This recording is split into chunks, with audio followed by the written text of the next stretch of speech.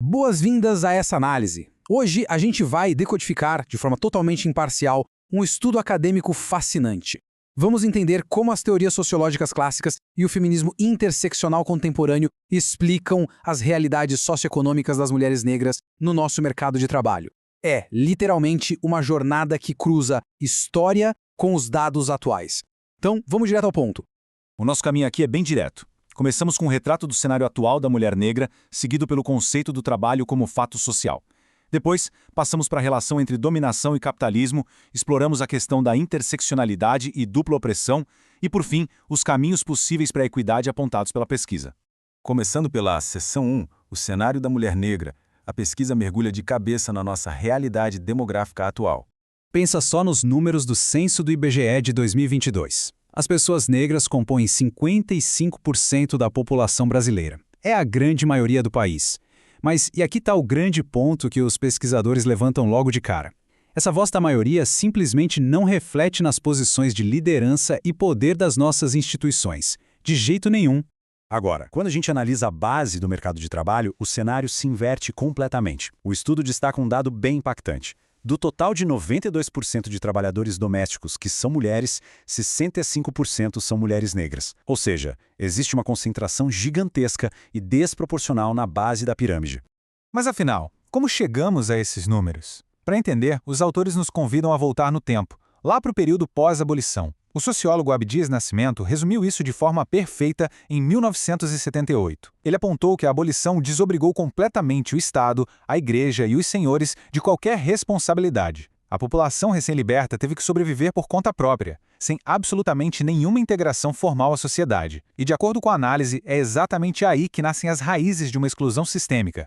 Para compreender o argumento central da pesquisa, a gente pode analisar as diferenças nessa linha do tempo histórica. Olha que contraste impressionante. Enquanto as mulheres não negras já estavam acessando o ensino superior lá por volta de 1930, as mulheres negras enfrentavam um ciclo ininterrupto de exclusão. Um ciclo que, segundo os autores do material, continua fortíssimo até hoje, prendendo essa população historicamente a funções muito precarizadas. O que nos leva à seção 2, o trabalho como um fato social. Para tentar explicar o porquê dessa divisão estrutural persistir, a fonte volta lá na sociologia clássica do século XIX. É aqui que entra aquele conceito famoso de fato social total, do Marcel Mauss. A grande sacada do artigo é não olhar para a divisão do trabalho apenas como uma mera necessidade econômica. Na verdade, os autores descrevem isso como uma força compulsória que molda toda e qualquer interação na sociedade. É como uma engrenagem gigante que influencia a economia, a política, as leis e até a nossa moral, tudo ao mesmo tempo.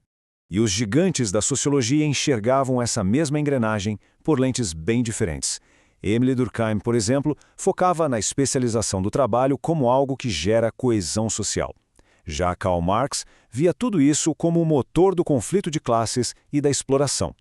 E Max Weber analisava a situação pelo viés da estratificação, da dominação e da luta por status. Esse contraste é fundamental para a nossa análise. Enquanto Durkheim chamava essa especialização de solidariedade orgânica, acreditando que ela trazia ordem para o mundo, os pesquisadores destacam a crítica pesada de Marx. Para o marxismo, essa mesma divisão inerentemente alimenta a desigualdade e cria classes totalmente antagônicas. Não tem como fugir do conflito. Vamos avançar para a seção 3, dominação e capitalismo. O estudo agora conecta essas teorias históricas com as estruturas capitalistas do nosso dia a dia. Lembra da teoria da autoridade legitimada de Weber? Pois bem, aplicando isso à realidade brasileira, os pesquisadores argumentam que o patriarcado e o racismo funcionam perfeitamente como essas formas de autoridade. Segundo o texto, são eles que sustentam o poder e deixam a mulher negra numa posição que o estudo classifica como dupla subordinação. É uma via de mão dupla da exclusão. Pensadoras feministas marxistas vão além e argumentam que o capitalismo depende, literalmente, da separação de duas esferas. De um lado, a esfera produtiva, pública, remunerada e que é historicamente associada aos homens. Do outro, a esfera reprodutiva, que é privada, precarizada e associada às mulheres. Segundo essa teoria, o sistema inteiro só consegue se sustentar através da exploração desse trabalho doméstico invisível ou mal pago. Uma frase muito marcante da socióloga Eliette Saffioti, lá de 1976, resume maravilhosamente bem o argumento central da fonte. Para os autores, a dominação patriarcal e essa exploração toda não são um mero defeito ou uma falha do sistema capitalista. Na verdade, são características operacionais fundamentais. É o combustível que faz o sistema funcionar e acumular capital. E com isso, chegamos à seção 4, interseccionalidade e dupla opressão. Aqui, a análise ganha muito corpo, trazendo as perspectivas cruciais do feminismo negro e latino-americano. A chave de tudo nesta etapa é a interseccionalidade. O conceito criado pela Kimberly Crenshaw explica brilhantemente como o racismo, o patriarcado e a opressão de classes se sobrepõem. O estudo usa exatamente essa lente para demonstrar que as mulheres negras não encaram machismo e racismo de forma isolada. Elas enfrentam camadas compostas, resultando numa discriminação única e muito pesada. E quando a gente traz a discussão para a nossa própria geografia, Lélia Gonzalez eleva o debate com o conceito de amefricanidade. O estudo pontua fortemente que a nossa identidade cultural e histórica nas Américas é marcada pelo choque violento entre povos africanos, indígenas e europeus. Ou seja, o legado pesado do colonialismo e da diáspora tem que estar no centro do palco quando se fala na atual divisão do trabalho.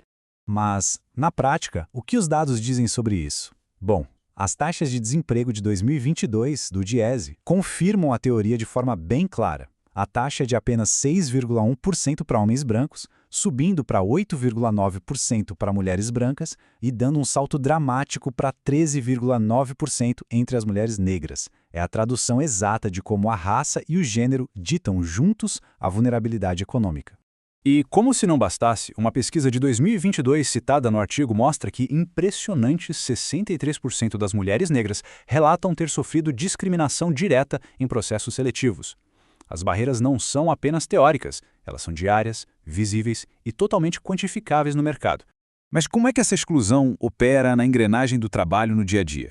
A Helena Hirata tem um modelo de delegação que explica isso de um jeito muito revelador. Funciona assim. Passo 1. Mulheres com maior poder aquisitivo enfrentam o esgotamento da jornada dupla. Passo 2. Elas resolvem isso terceirizando as responsabilidades domésticas através do mercado. E passo 3, as mulheres negras em situação de vulnerabilidade assumem esses papéis em condições precarizadas e mal pagas. O grande ponto do estudo aqui é de que o problema do trabalho doméstico não é resolvido pela sociedade.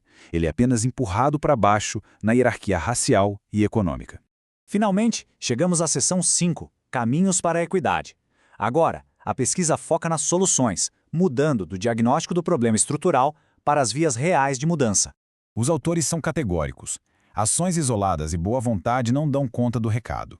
Para realmente mudar a estrutura, é preciso uma mobilização integrada gigante.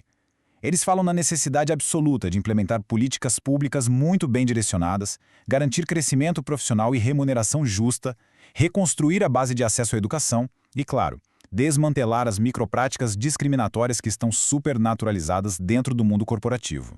A pesquisa cita uma reflexão poderosíssima da Sueli Carneiro, que amarra tudo isso. Ela diz que o trabalho é uma condição essencial para a nossa reprodução social. Ter esse acesso negado ou precarizado não significa apenas que falta dinheiro no final do mês. Segundo a autora, essa exclusão contínua é a própria negação da cidadania fundamental de uma pessoa. Pensa no peso real disso. O que nos deixa com aquela pergunta final que fica ecoando depois de ler este estudo. Como é possível uma sociedade dizer que tem verdadeira igualdade se a própria base do seu sistema de trabalho depende, historicamente e financeiramente, da marginalização do seu maior grupo demográfico? É uma daquelas questões que nos obriga a repensar a fundo as engrenagens e as estruturas à nossa volta. Muito obrigado por acompanhar mais essa análise e a gente se vê numa próxima oportunidade.